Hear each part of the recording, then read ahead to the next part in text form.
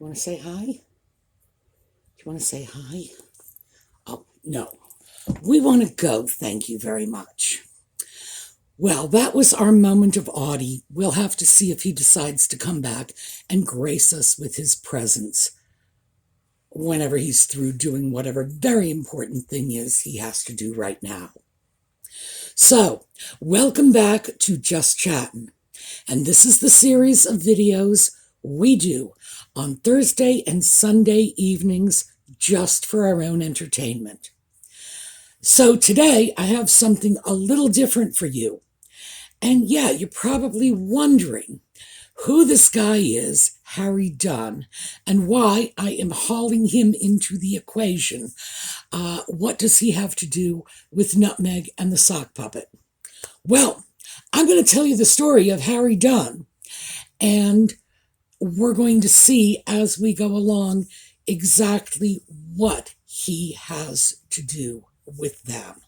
So, when we come back, I will start you off on our little, skip down the bunny trail, I guess we're going to call it, because it's a bit of a convoluted story, but you'll see where I'm going by the time I get there.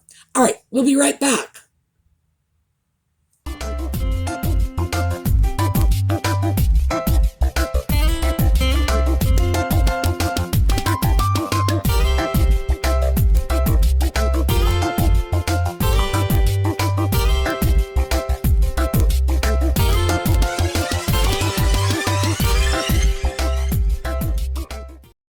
Okay, so let's start with this handsome young man is Harry Dunn.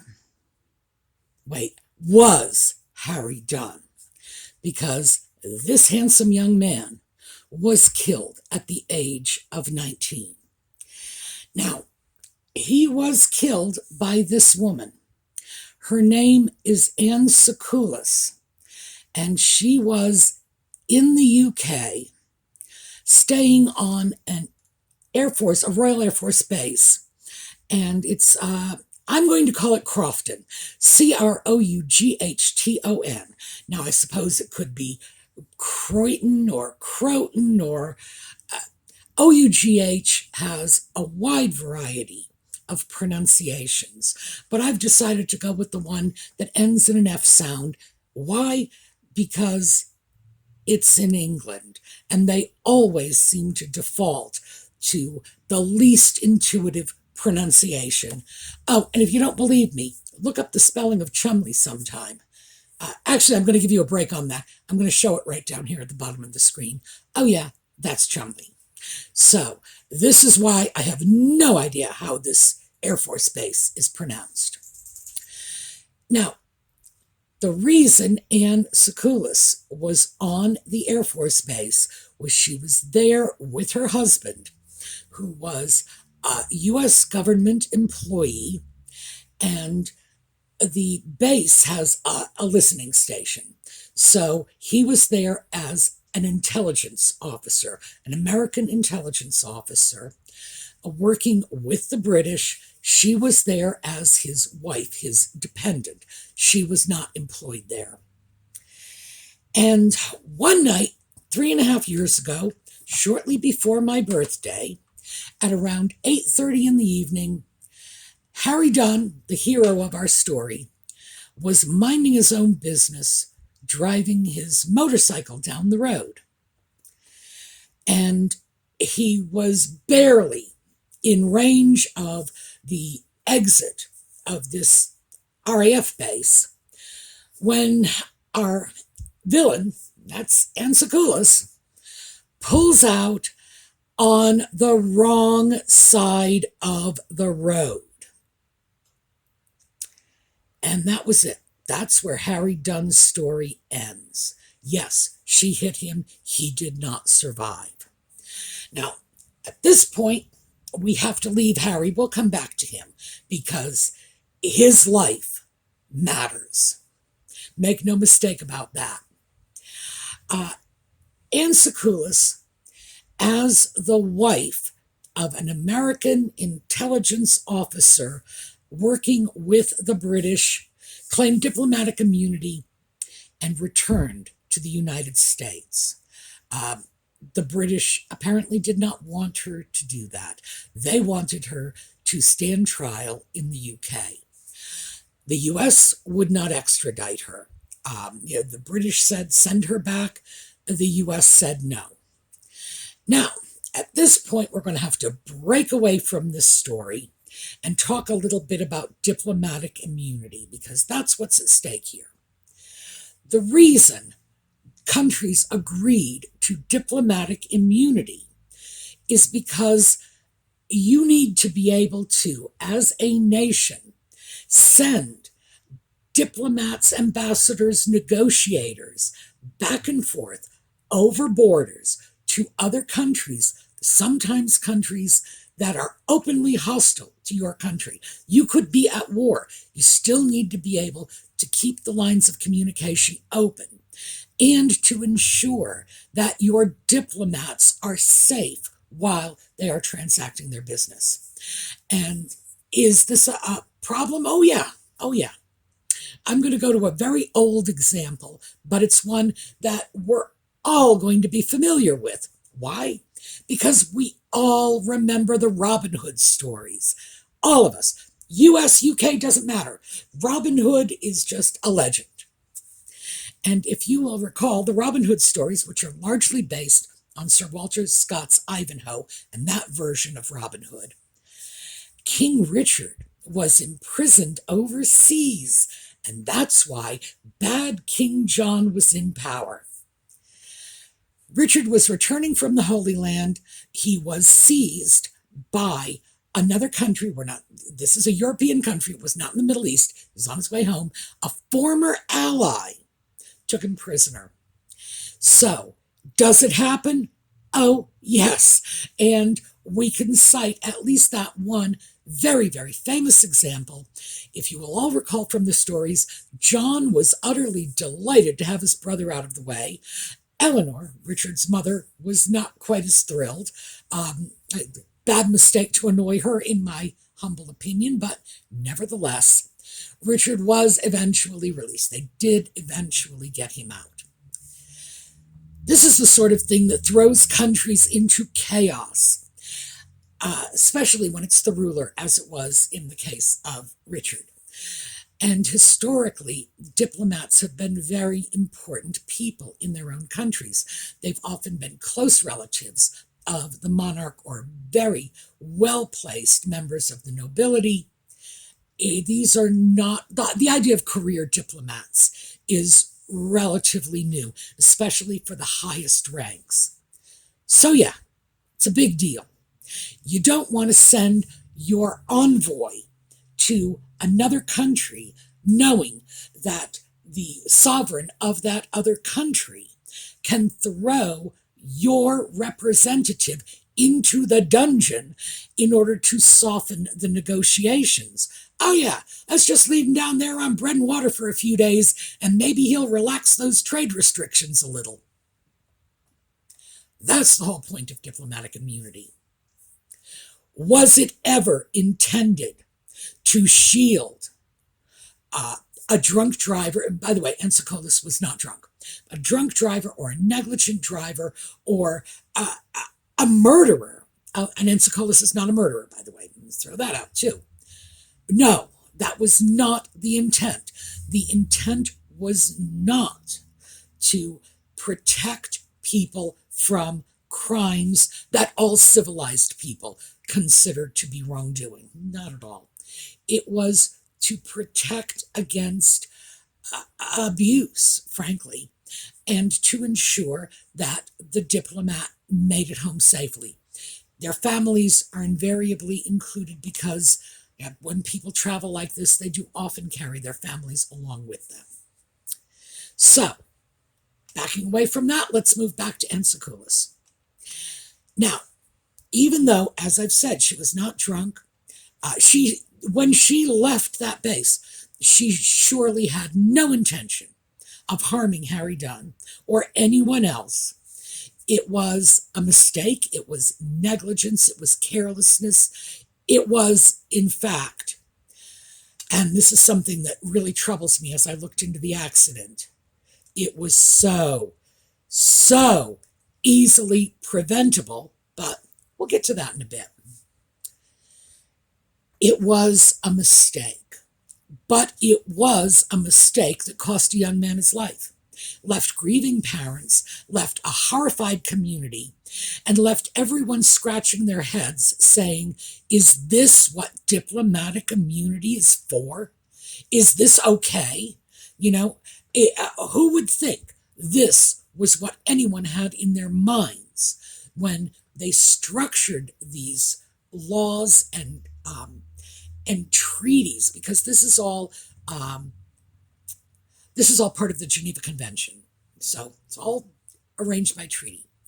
Is this it? Is especially since Britain is our long-term ally?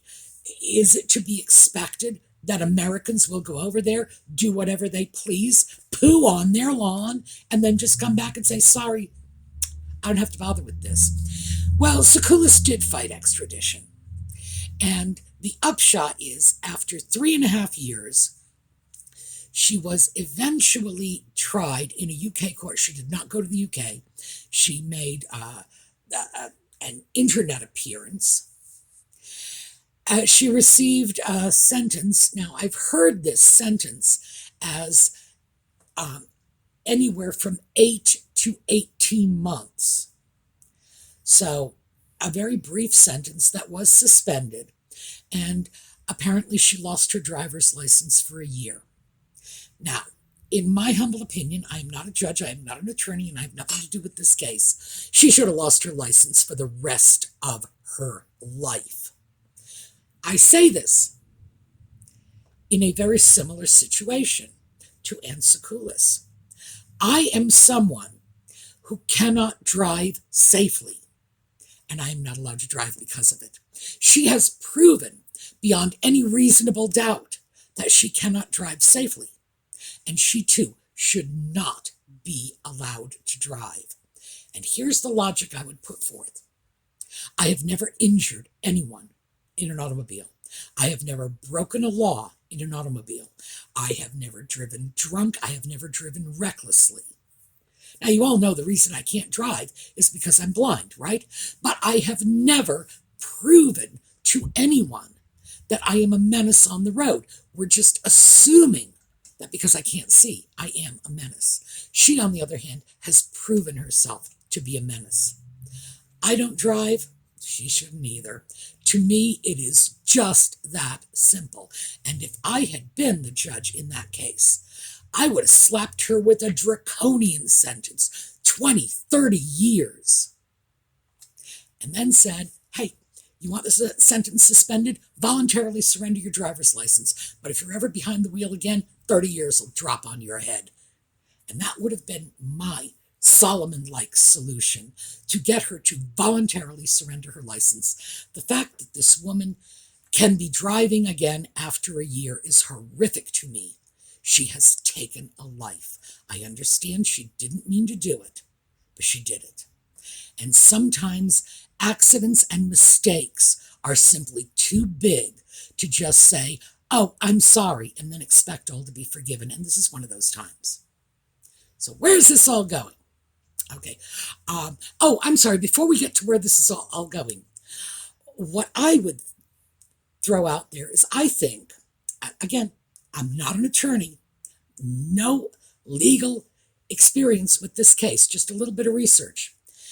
If I were the family of Harry Dunn, I would sue the RAF base because there is a very, very simple, low-tech, and just inexpensive method to put in place that would absolutely prevent this. And that's those one-way road strips, little bitey teeth. They're spike strips, they call them. Sometimes they call them tigers.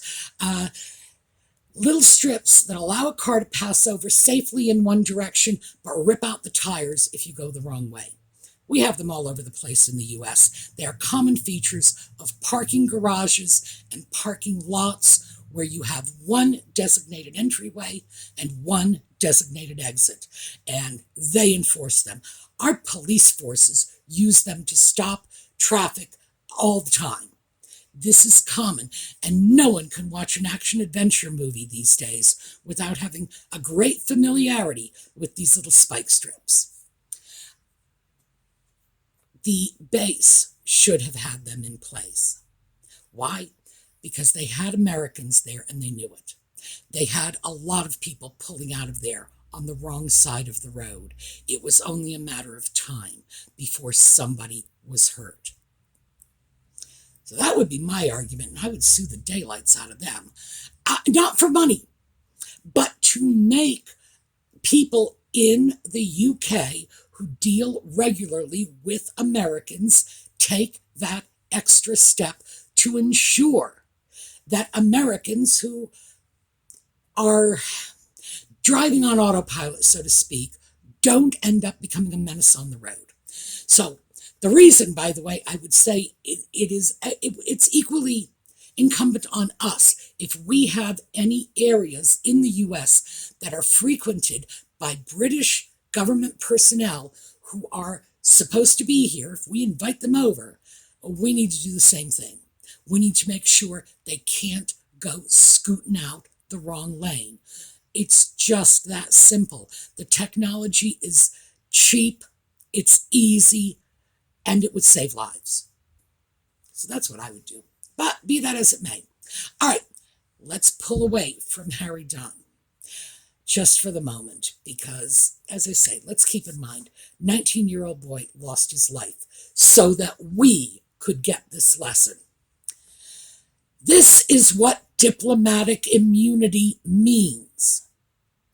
You can take a life and then say, whoa, diplomatic immunity, I'm going back home, and you can't stop me. Anybody think Nutmeg and Ginger would not happily avail themselves of this sort of loophole in the law if it ever came to it? I don't. I think that would be the first thing they would jump on. This is why we all have to be mindful of the consequences of giving these two IPP status, because IPP status, internationally protected person, is diplomatic immunity. In other words, IPP is the real term. We just throw it out casually as diplomatic immunity. That's our sort of slang for it. This is what it would mean. And this is not necessarily something I expect would happen. I don't expect they would go out and commit crimes or run people down on the streets or do anything quite that outrageous. But there were a lot of people who said in comments following the last video, would this prevent Nutmeg and Ginger from appearing in Samantha Markle's lawsuit? Given the fact that her suit has already begun, they've already said, the judge has already said that Nutmeg and Ginger can be deposed. Well, yeah, because if they get their IPP status, they can just tell the courts to go stick it, and nobody can do anything about it. They can ignore any laws or any court orders they please. For most intents and purposes, they would be above the law. And this is a very real example of what that means to people, what that means to Harry Dunn, to his family, to the community that was scarred by this. Yeah. It's not an exaggeration. This happened just 3.5 years ago. It's not like the incident with Richard the Lionheart, and I'm pulling back like 1,000 years. No, No, this was the blink of an eye 3.5 years ago. This is the sort of thing that could happen today, tomorrow, the next day. And yeah, hitting a child on the street is a far cry from failing to appear in a lawsuit. But keep in mind, if the British could not extradite a woman who had caused this young man's death, you really think we as the US, our legal system, could extradite them for failing to pay taxes, failing to appear in court when a judge has ordered it? No, we couldn't. Of course not. But this, I pulled this out because it's a very, very real example of diplomatic immunity in action. And it's diplomatic immunity that is being used for a purpose that was never intended. And that was the British argument. And, just sort of, Tommy Atkins on the streets view of what was going on. Why does she get to leave? This isn't what diplomatic immunity was all about. And of course, when the US refused to allow the extradition, I have to say there's a point to that. And despite the fact that it happened on Trump's watch, it's very difficult to fault a government for saying we are not negotiating over the rights of our diplomats, because allowing one extradition opens the door for many, many more. The US and the UK have this in common. We tend to rely on legal precedents. That's how our legal systems work. What did the guy before us do? That may not be the best way to do it, but it's the way we do it. It's the way the UK does it. It's the way it's worked for us for a long time. And if someone says yes to something in 2019, that can be used to compel someone else to say yes to something in 2025. No one wants to open that can of worms. So I think the US, I hate to say this because it sticks in my craw, a young man lost his life, but the US was correct to refuse extradition. It would have been better, I think, if the UK had shot back with, why did she get diplomatic immunity in the first place? Argued it on that basis and just said she was not entitled. That would have given the US, some good opportunities, some wiggle room, saying, oh, well, we can send her back because diplomatic immunity really didn't apply.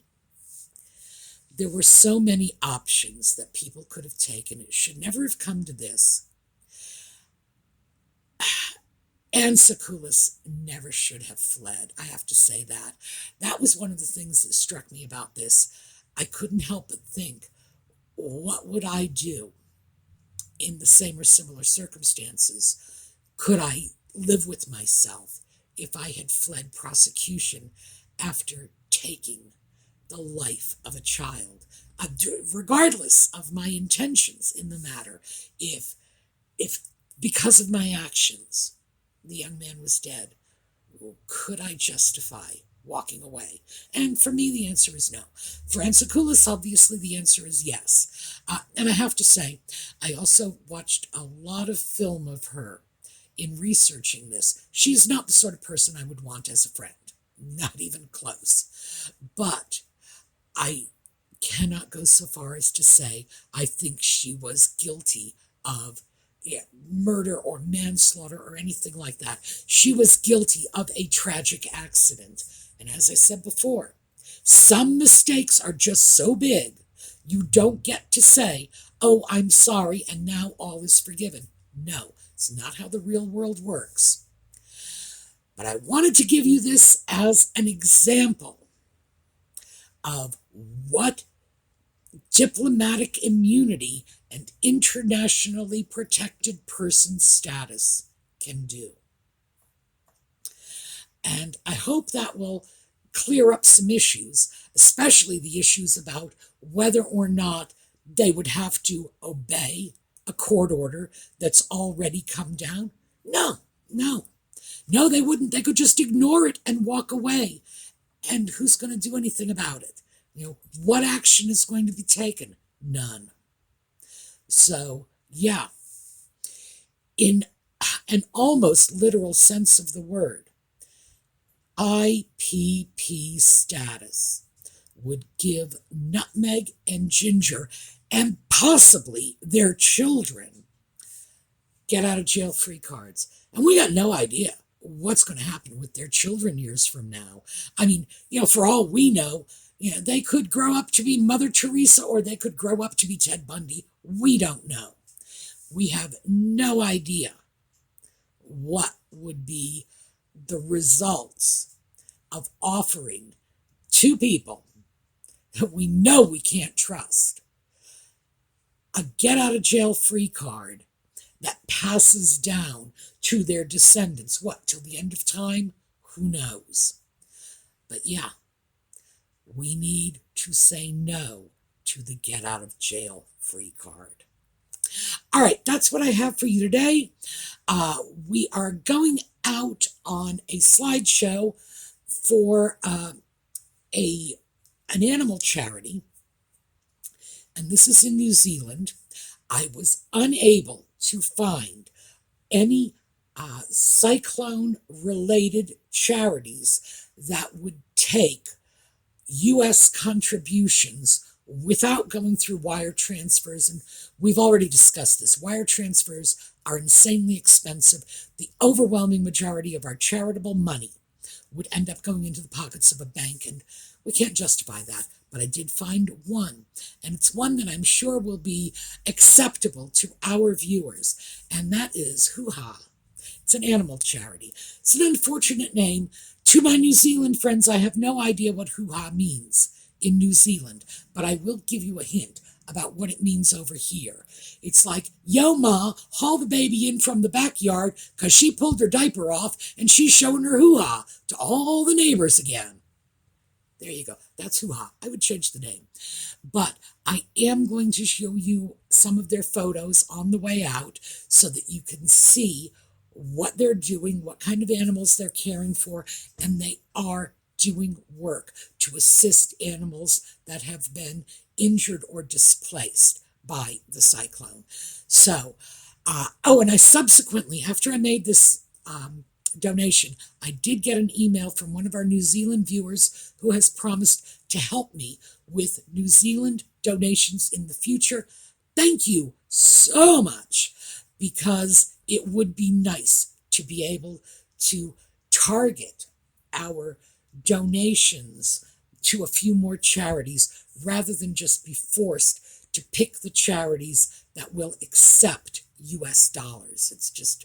It would be easier if we had more options. And so this viewer is going to provide us with those options. Thank you so much. All right. So they got some of our money. PTSD Resolutions got the 100 pounds left over from last month. That just got shipped right over to them. And I will give you the full breakdown next time, because by then I will have all of the totals, including the conversion fees. All right, that's what I have for you. Have a terrific day and enjoy the animal slideshows. By the way, for those of you who don't know, the background music on the slideshow is the New Zealand National Anthem. And I had no idea it was such a nice piece of music. All right, have a terrific week. I'll see you all next time.